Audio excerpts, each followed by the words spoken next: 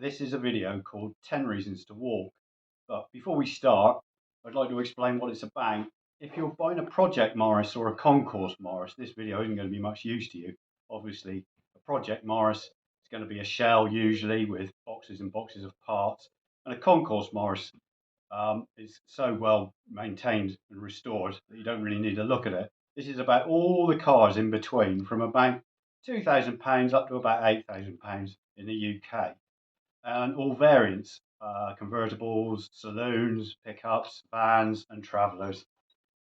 So the 10 reasons to walk are concerning with areas on the car which you can identify very quickly, which means you can walk away from the car without doing a deep dive into the car, talking to the vendor, and going under in the engine bay, doing a deep dive around the engine bay, and taking it from a test drive. So it should be useful to have it printed out on a clipboard, quickly go over the car, and you can stop wasting your time and go on to a better Morris. So this video is mostly aimed at people who are first time Morris buyers or first time classic buyers. And don't forget, a Morris is a gateway drug to all the other classics, so be careful. You may end up buying more than you can think. And on to the list. Number 1, the V5C. In the UK, the V5C is a document registered to the keeper of the vehicle. And if this isn't present, you should immediately walk, even if they say it's in the post. There's no point looking at the car anyway if the V5C is not present. Go and have a look at another Morris, and you might find a better one. Number 2, spring hangers. If I'm looking at a car, especially the Morris, there's these big spring hanger brackets here.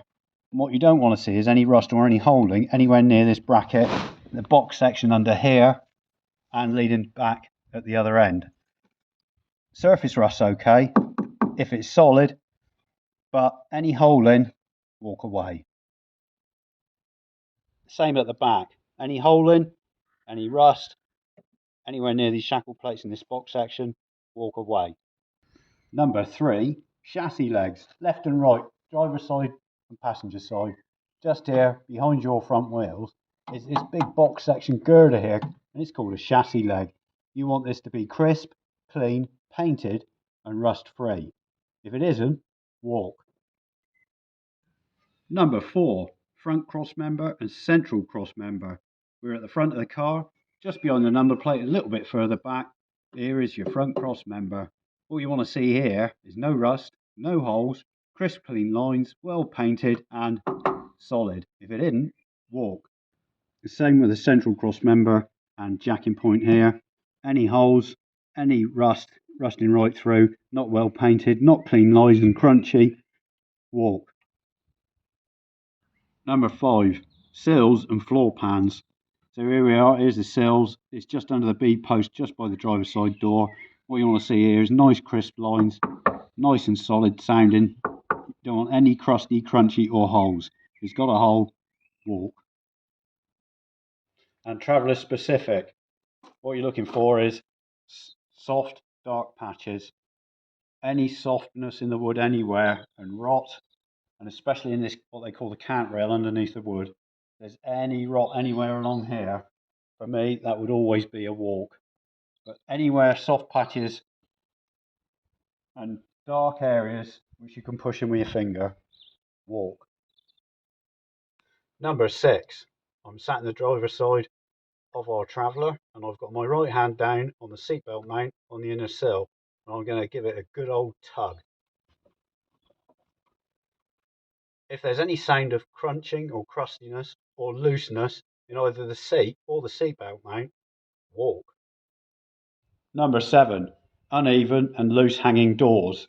So as you can see on our traveller here, there's a nice clean line all the way around the door. The door's fitting nice and squarely against the frame and against the sill plate. All the shut lines are nice and clean. If it's not like this, and when you open the door, it has a massive drop and it's really loose, and as you can see, this door isn't, it would suggest that the frame's either rotten on the hinge post here, or the frame's out of whack, which means there could have been some stress in the past. Even if it is, walk. Number 8, rotten battery tray. So here's the battery tray in the engine bay. If there's a mat or a pad, lift it up and have a look underneath. What you want to see is nice clean lines, nice sharp edges. If this is all rusty and there's holes in it, it would imply lack of care and poor maintenance. And if this is the case, it could be worse further down. Walk.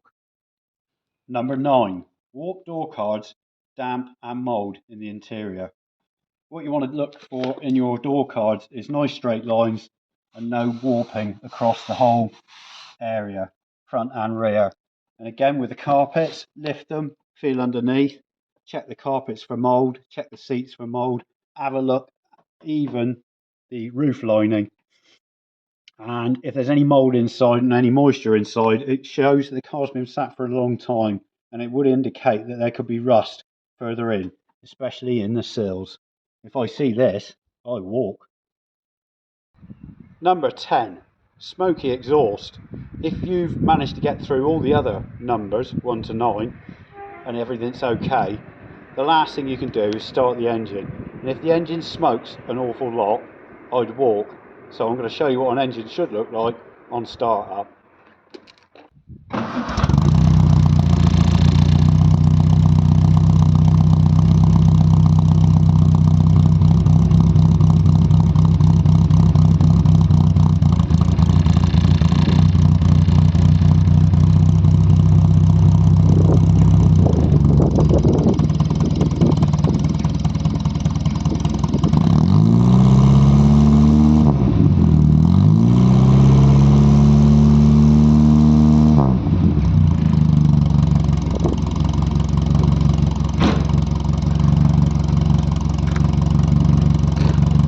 So what you don't want to see is a lot of smoke, and as you can see from our exhaust, there wasn't much smoke.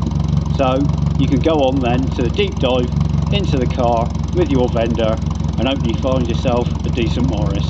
And there we go.